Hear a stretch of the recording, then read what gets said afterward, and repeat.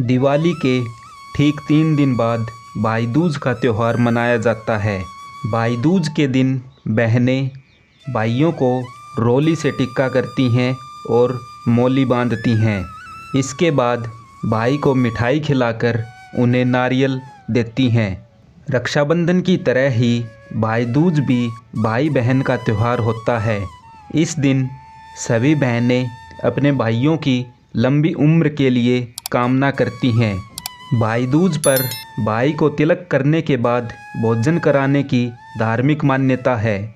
मान्यता है कि यदि कोई भाई बहन के घर जाकर भोजन करता है तो वह अकाल मृत्यु से बच सकता है। भाई दूज मनाने से बहन भाइयों को सुख समृद्धि, संपत्ति और धन की प्राप्ति होती है।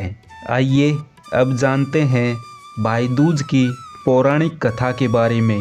स्कंद पुराण की कथा के अनुसार भगवान सूर्य और उनकी पत्नी संध्या को 2 संतानें थीं। बेटा यमराज और बहन यमुना थी। यम पापियों को दंड देता था और यमुना मन की निर्मल थी। यमुना को लोगों को परेशानी में देख दुख होता था, इसलिए वे गोलोक में रहती थी। बहन यमुना हमेशा चाहती थी कि भाई यमराज उसके घर आएं और भोजन करें। एक बार कार्तिक मास के शुक्ल पक्ष में द्वितीया के दिन भाई यमराज को अपने घर के द्वार पर देखकर यमुना अत्यंत प्रसन्न हुई।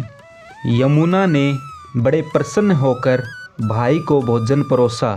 बहन का स्नेह और प्रेम देखकर भाई यमदेव ने उससे वर मांगने को कहा। तब यमुना ने वरदान के रूप में यमराज से यह वचन मांगा कि भाई दूज के दिन वह हमेशा उनके घर भोजन के लिए आएं।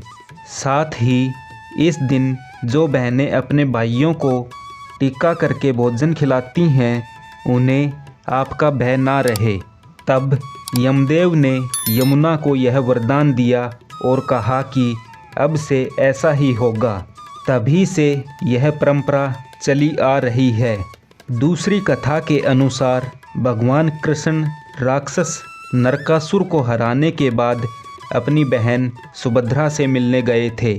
मान्यता है कि सुभद्रा की तरह भाई के माथे पर तिलक लगाकर सत्कार करने से भाई बहन के बीच प्रेम बढ़ता है।